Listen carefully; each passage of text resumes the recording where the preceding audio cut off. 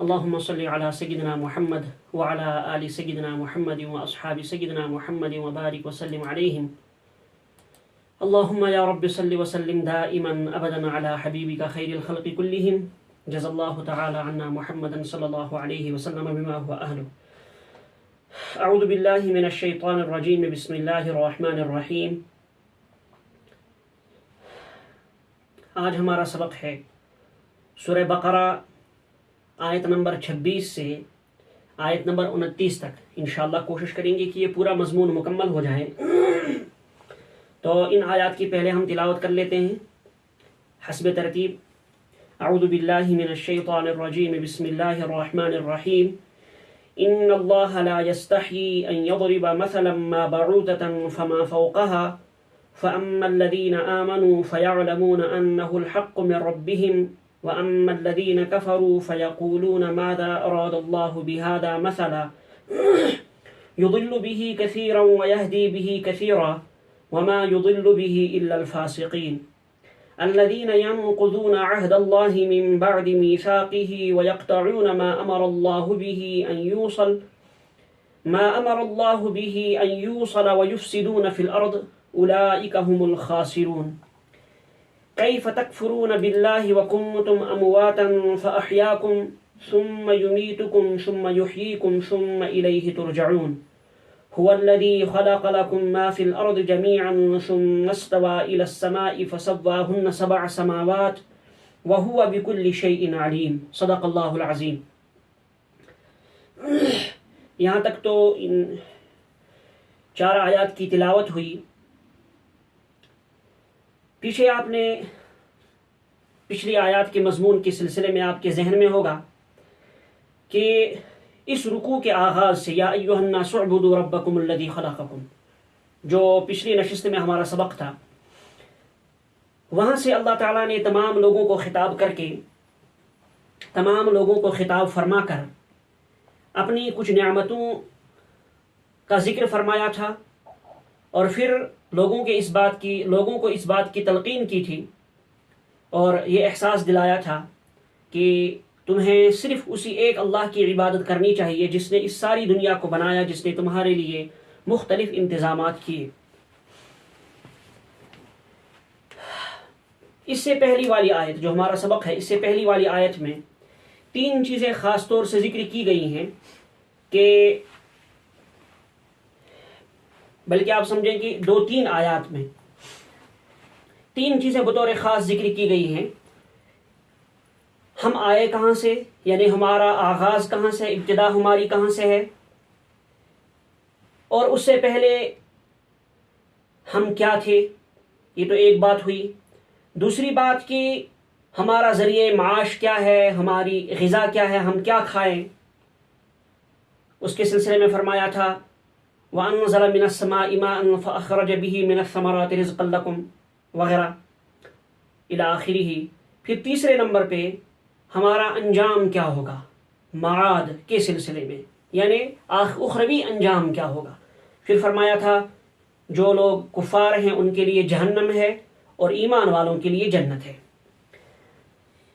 اور اس سے پہلے والے مضمون میں آپ نے یہ بات بھی سنی، تفصیل کے ساتھ یہ بات آئی کہ قرآن کریم کی حقانیت کو ثابت کیا گیا، کتاب اللہ ہونے کو ثابت کیا گیا کہ یہ قرآن کریم اللہ تعالیٰ ہی کی کتاب ہے، یہ نبی کریم صلی اللہ علیہ وآلہ وسلم کا اپنا بنایا ہوا کلام نہیں ہے.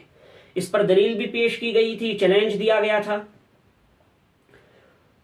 تو جس سے قرآن کریم کی حقانیت ثابت ہوئی اور نبی کریم صلی اللہ علیہ وآلہ وسلم کا رسول برحق ہونا ثابت ہوا. اب جو مدعی ہوتا ہے، مدعی کی ذمہ داری صرف یہ نہیں ہوتی کہ وہ صرف اپنی دلیل پیش کر کے خاموش ہو جائے، بلکہ اپنی دلیل پیش کرنے کے ساتھ ساتھ اس کی یہ بھی ذمہ داری ہوتی ہے کہ وہ فریق مخالف کے اعتراضات کا جواب دے. جو انہوں نے سوالات اٹھائے ہیں، چاہے وہ سوالات صحیح ہوں غلط ہوں، تو ان سوالات کا تشفی بخش جواب دے. تو آپ ایسے ہی سمجھیں اب قرآن کریم نے کفار کے بعض اٹھائے جانے والے سوالات کا جواب شروع فرمایا. یہاں خاص طور سے ایک سوال کا ذکر کیا گیا. کفار کہتے تھے قرآن کریم کے کلام اللہ نہ ہونے کی ایک سب سے بڑی دلیل یہ ہے کہ اس میں ایسی چیزوں کو مثال کے طور پر ذکر کیا گیا ہے جو اللہ کی شایان شان نہیں ہے، حقیر اور گھٹیا چیزیں ہیں، کہ جو مہذب لوگ ہیں، شائستہ لوگ ہیں، اپنی مجلسوں میں وہ ان باتوں کا تذکرہ مناسب نہیں سمجھتے. تو جب شائستہ لوگ ان باتوں کا تذکرہ مناسب نہیں سمجھتے تو پھر اللہ تعالیٰ ان کو اپنی کتاب میں بطور مثال کیسے ذکر کر سکتا ہے؟ حضرت تھانوی رحمۃ اللہ علیہ نے کئی ایک چیزیں ذکر کی ہیں اس سلسلے میں. ان میں سے ایک چیز یہ ہے کہ قرآن اور یہاں بھی ایک چیز کو مینشن کیا گیا ہے کہ مچھر کی مثال اللہ تعالیٰ نے قرآن کریم میں دی، اور دوسری جگہ قرآن کریم کی آیت میں مکھیوں کے ساتھ ان کے معبودوں کو، معبودان باطلہ کو اور معبودان باطلہ کی عبادت کو مکڑیوں کے جالے کے ساتھ تشبیہ دی گئی، مکھیوں کے ساتھ تشبیہ دی گئی. تو اس پر انہوں نے اعتراض کیا. چنانچہ سورہ عنکبوت میں ہے وَمَثَلُ الَّذِينَ اتَّخَذُوا مِن دُونِ اللَّهِ أَوْلِيَاءَ كَمَثَلِ الْعَنكَبُوتِ اتَّخَذَتْ بَيْتًا وَإِنَّ أَوْهَنَ الْبُيُوتِ لَبَيْتُ الْعَنكَبُوتِ، کہ تم یہ جو ان معبودان باطلہ کی پرستش کرتے ہو، ان کی عبادت کرتے ہو، یہ عبادت اور تمہارا ان کو پوجنا صرف ایسی حیثیت رکھتا ہے، اس قدر کمزور ہے تم دونوں کا تعلق، ختم ہونے والا تعلق ہے جس طرح سے مکڑی کا جالا ہو.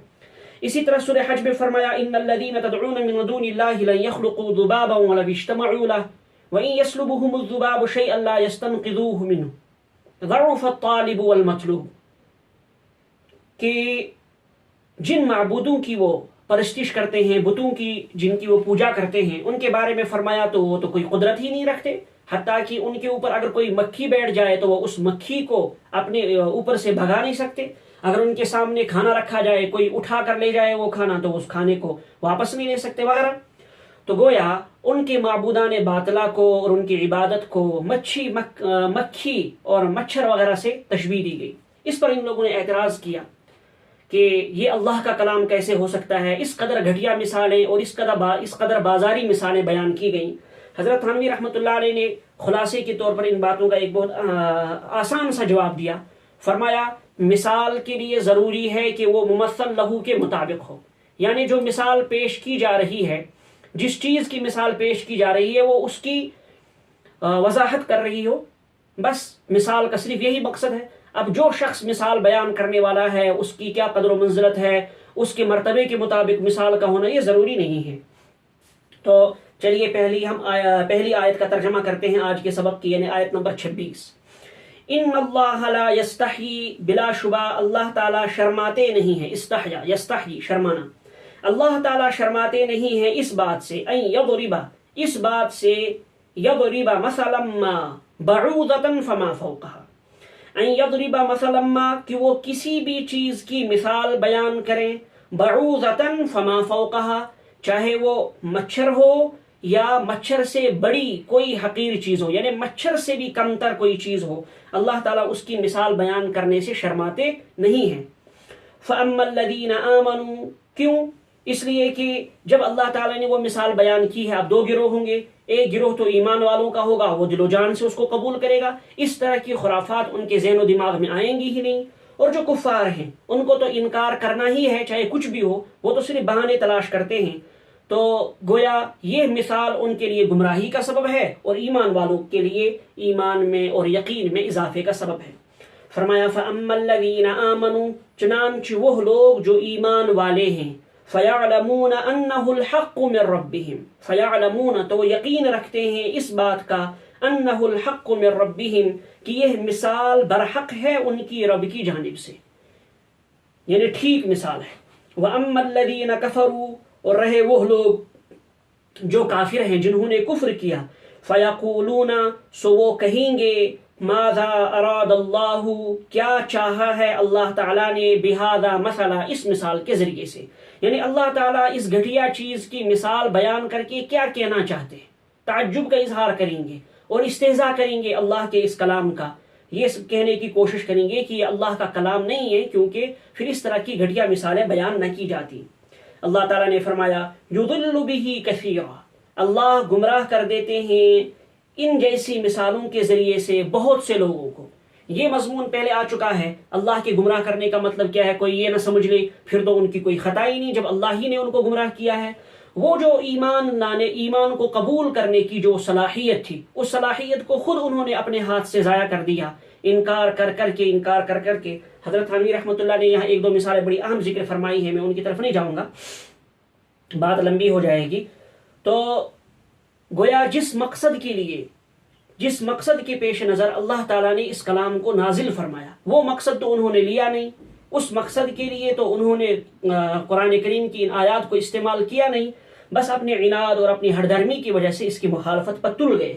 گویا قرآن کریم کی یہ آیات اور یہ مثالیں ان کے لیے گمراہی کا سبب بنی، اور فرمایا وَيَهْدِي بِهِ كَثِيرًا، اور اللہ ہدایت کرتا ہے اس کے ذریعے بہت سے لوگوں کو، ہدایت عطا کرتے ہیں اس کے ذریعے بہت سے لوگوں کو، یعنی ایمان والوں کو جو اللہ کی اس بات کا یقین کر لیتے ہیں اور اس طرح کی خرافات ان کے ذہن و دماغ میں نہیں آتی۔ یہ تو ہو گیا کہ ان کی اس گھٹیا بات اور اس گھٹیا ذہن کا جواب دیا گیا۔ وہ جو بیکار سوالات اٹھاتے تھے کہ اللہ کے کلام میں اس طرح کی مثالیں کیوں آئی، تو اس کا جواب دیا گیا کہ اللہ کے کلام میں اس طرح کی مثالوں کا آنا یہ کوئی تعجب کی بات نہیں ہے، اس لیے کہ جس چیز کی مثال دی جا رہی ہے مثال تو اسی کے مطابق ہوگی تاکہ اس کی زیادہ سے زیادہ وضاحت ہو جائے۔ تو لہٰذا یہ کہہ کر انکار کرنا قرآن کریم کی آیات کا اور اس کے کلام اللہ ہونے کا انکار کرنا یہ صحیح نہیں ہے، یہ عقل و فہم کی کمی ہے۔ پھر آخر میں فرمایا وما یضل بہ، اور اللہ گمراہ نہیں کرتے ہیں اس کے ذریعے الا الفاسقین، مگر کافروں کو۔ یہاں ایک لفظ آیا ہے فاسقین، یہ فاسق اس کی جمع آتی ہے فاسقون، حالت نسبی میں یہ فاسقین ہو گیا۔ فسق کے اصل معنی کیا ہوتے ہیں عربی زبان میں؟ فسق کے اصل معنی ہوتے ہیں نکلنا، خروج، نکل جانا۔ قرآن و حدیث میں فسق کا لفظ استعمال ہوا ہے کفار کے لیے یا منافقین کے لیے جو بظاہر ایمان کا اقرار کرتے ہیں لیکن حقیقی معنی میں ایمان ان کے دل میں موجود نہیں ہے۔ فقہا کی اصطلاح میں گویا قرآن اور حدیث کی اصطلاح میں عام طور سے فاسق سے مراد کفار ہے، فسق سے مراد کفر لیا جاتا ہے اور کفر ہی کے معنی میں استعمال ہوا ہے۔ البتہ فقہا کی اصطلاح میں فاسق اس شخص کو کہا جاتا ہے جو شریعت کی پابندی نہ کرے۔ تو یہاں فسق سے مراد ہے کافر۔ اس تفصیل سے آپ یہ بات سمجھ گئے ہوں گے کہ فاسقین سے مراد ہے کفار۔ وما یضل بہ، اور اللہ گمراہ کرتے ہیں اس کے ذریعے صرف اور صرف کفار کو، الفاسقین یعنی کفار کو۔ وہ کفار کون سے لوگ ہیں؟ وہ بدکار لوگ کون ہیں؟ الذین ینقضون عہد اللہ، الذین ینقضون جو توڑتے رہتے ہیں عہد اللہ، اللہ تعالیٰ سے کیے ہوئے عہد کو، من بعد میثاقہ اس کو پختہ کرنے کے بعد، میثاق کے معنی پختہ کرنا، اللہ تعالیٰ سے عہد کو پختہ کرنے کے بعد اس کو توڑتے رہتے ہیں۔ کیا ہے اللہ تعالیٰ سے کیا ہوا عہد؟ جو عالم ارواح میں تمام لوگوں کو اللہ تعالیٰ نے پیدا کر کے جمع کر کے ان سے ایک عہد لیا تھا، الست بربکم، کیا میں تمہارا رب نہیں ہوں، جس کو قرآن کریم میں ذکر کیا گیا۔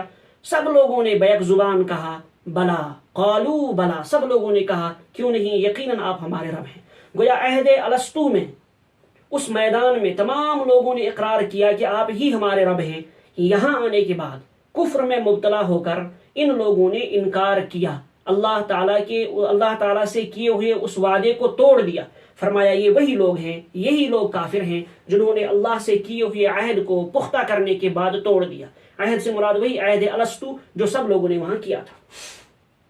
وَيَقْطَعُونَ مَا أَمَرَ اللَّهُ، پھر کرتا ہوں اس کا ترجمہ، الَّذِينَ يَنقُضُونَ عَهْدَ اللَّهِ، جو لوگ توڑتے رہتے ہیں اللہ تعالیٰ کے وعدے کو، اللہ تعالیٰ کے عہد کو، من بعد میثاقہ اس کو پختہ کرنے کے بعد، پختہ کرنے کے بعد یعنی انہوں نے زبان سے بھی اور دل سے بھی اقرار کیا ہے وہاں کہ آپ ہی ہمارے رب ہیں۔ یہاں آنے کے بعد پھر بتوں کی پرستش میں لگ گئے۔ وَيَقْطَعُونَ مَا أَمَرَ اللَّهُ بِهِ أَن يُوصَلَ، وَيَقْطَعُونَ اور کاٹتے رہتے ہیں ما ان تعلقات کو، توڑتے رہتے ہیں ان تعلقات کو، امر اللہ بہ ان یوصل جن کے جوڑنے کا اللہ تعالیٰ نے حکم دیا، امر اللہ بہ اللہ تعالیٰ نے حکم دیا ان کے بارے میں، ان یوصل کہ ان کو ملایا جائے، ان کو جوڑا جائے، رشتہ داریوں کو، اس میں تمام تعلقات ہو گئے، رشتہ داریوں کے بیچ میں جو رشتہ داروں کے بیچ جو تعلقات ہیں، بھائی بھائی کے درمیان میں جو تعلقات ہیں، اسی طرح سے ایک مسلمان کے دوسرے مسلمان کے ساتھ جو تعلقات ہیں، پھر بندوں کا اپنے رب سے جو تعلق ہے، ان تمام تعلقات کو توڑنے کا ذریعہ بنتے ہیں. ان تمام تعلقات کو یہ لوگ توڑ دیتے ہیں، جس کی وجہ سے دنیا میں فتنہ و فساد برپا ہو جاتا ہے. فرمایا وَيَقْطَعُونَ مَا أَمَرَ اللَّهُ بِهِ أَن يُوصَلَ، توڑتے رہتے ہیں ان تعلقات کو جنہیں اللہ تعالیٰ نے جوڑنے کا حکم دیا، ملانے کا حکم دیا. وَيُفْسِدُونَ فِي الْأَرْضِ، اور فساد مچاتے ہیں زمین میں، فساد کرتے ہیں زمین میں. کیسے فساد کرتے ہیں؟ جب تعلقات کو توڑا، مخالفت پر اتر آئے تو فساد ہی کیا. اور اللہ تعالیٰ سے جب رشتہ توڑ دیا، بتوں کی پرستش کی، تو یقیناً یہ تو فساد ہوا ہی. کفر تو سب سے بڑا فساد.